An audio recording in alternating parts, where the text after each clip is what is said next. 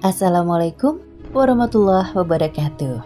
Ensiklopedia Al-Fatih kembali ke hadapan Anda untuk berbagi info Islami. Semoga menginspirasi aktivitas Anda hari ini. Dan jangan lupa klik tombol subscribe dan aktifkan notifikasi tombol lonceng agar tidak tertinggal berita terbaru dari Ensiklopedia Al-Fatih.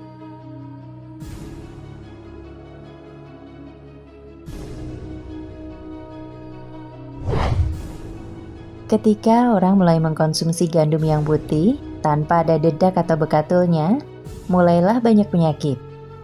Setelah beberapa lama, orang baru tahu ternyata dedak gandum memiliki banyak sekali manfaat kesehatan. Melalui beberapa penelitian, diketahui bahwa dedak mengandung sejumlah vitamin, garam mineral, serat, asam amino, dan lainnya yang sangat penting bagi kesehatan tubuh dan otak. Ketika gandum dikupas bersih tanpa menyisakan dedaknya, hilanglah manfaat-manfaat tersebut.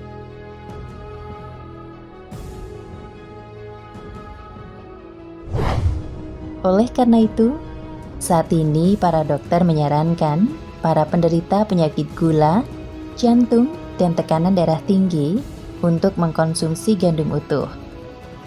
Manfaat tersebut baru disadari belakangan ini, karena dedak atau bekatul mengandung mineral yang merangsang produksi hormon insulin dan ini sangat baik untuk penderita diabetes.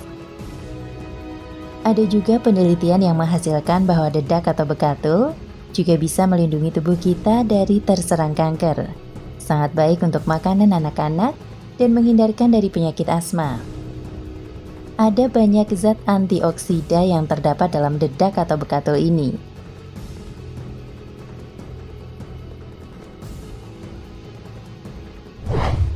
Yang menarik adalah Rasul kita Muhammad SAW ternyata juga mengkonsumsi gandum utuh. Beliau tidak pernah mengupas keseluruhan kulit gandum.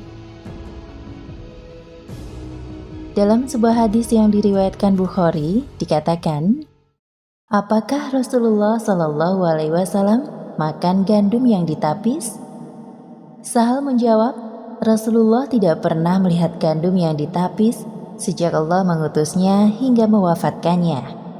Aku bertanya lagi, apakah di zaman Rasulullah kalian mempunyai ayakan? Ia menjawab, Rasulullah tidak pernah melihat ayakan sejak Allah mengutusnya hingga mewafatkannya. Aku bertanya lagi, lalu bagaimana kalian makan gandum yang belum terayat? Ia menjawab, kami menggiling dan meniupnya hingga terbanglah apa yang dapat terbang. Sedangkan yang tersisa kami basahi dan memakannya.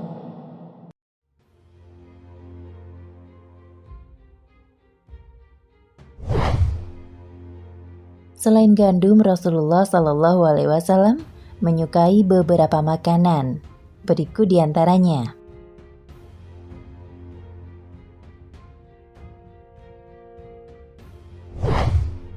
2. Anggur, buah yang disebut berkali-kali di Al-Quran.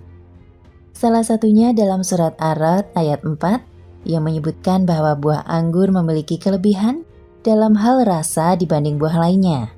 Selain itu, anggur juga punya banyak khasiat seperti mengurangi peradangan, mencegah penyakit pikun, melancarkan peredaran darah, dan membersihkan perut.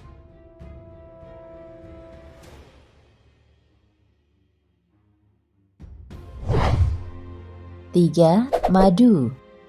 Sabda Rasulullah SAW, demi Allah yang aku dalam genggamannya, minumlah madu. Malaikat akan memohon rahmat pada penghuni rumah yang ada madu di dalamnya. Jika seseorang makan madu, 1000 obat masuk ke perutnya dan 1.000.000 penyakit keluar darinya. Rasulullah mencampur madu dengan segelas air dan meminumnya setiap pagi ketika perut kosong.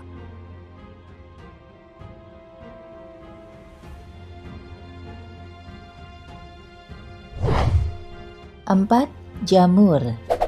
Said bin Zaid bin Amru bin Nufail radhiyallahu anhu berkata, aku pernah mendengar Nabi Shallallahu Alaihi Wasallam bersabda, Jamur adalah sejenis manna, satu anugerah yang sangat istimewa dan dapat mengobati mata. Sejak zaman dahulu, jamur memang sudah jadi obat herbal ya pemirsa.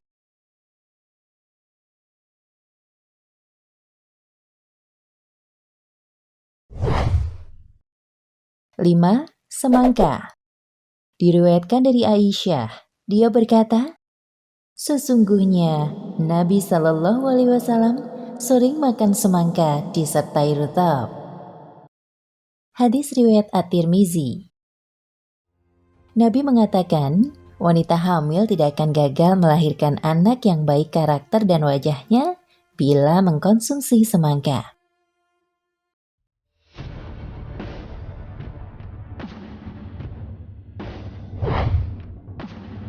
6. Susu kambing. Rasulullah Shallallahu Alaihi Wasallam pernah bersabda, akan tiba suatu masa di mana kambing adalah sebaik-baik harta bagi orang Islam. Orang Islam akan memeliharanya di puncak-puncak bukit dan di lembah-lembah. Hidup terisolasi dari masyarakat demi memelihara agama dari ditimpa bencana. Konon, susu kambing khasiatnya hampir menyamai ASI.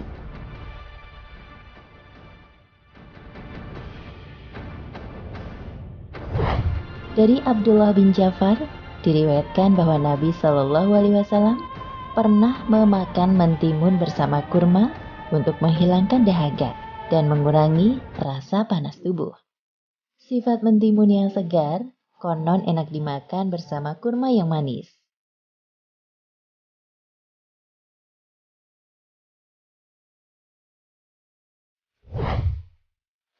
7. Jahe. Jahe disebut dalam surat Al-Insan ayat 17. Allah berfirman, dan mereka dalam surga itu diberi dari sejenis minuman yang campurannya zanjabil atau jahe. Jahe berkhasiat untuk pencernaan, sendi, dan peredaran darah.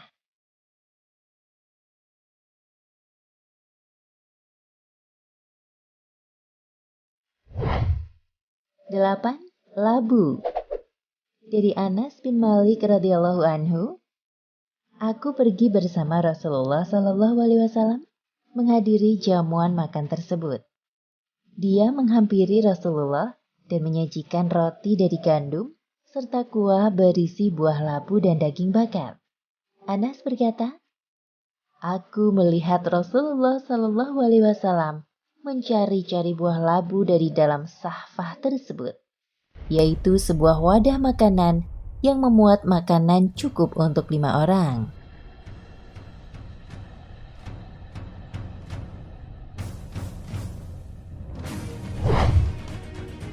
Sembilan, delima. Buah delima disebut 3 kali dalam Al-Quran, dan buah ini disebut sebagai buah dari syurga. Dalam surat Ar-Rahman ayat 68, Allah berfirman, di dalam keduanya atau syurga juga ada buah-buahan dan pohon kurma dan delima.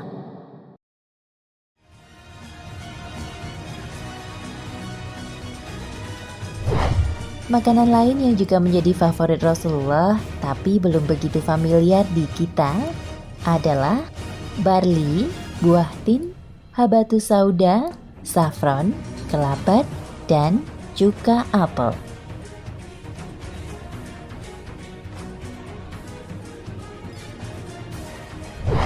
Nah, pemirsa Ensiklopedia Al-Fatih, sampai di sini perjumpaan kita kali ini. Semoga menginspirasi.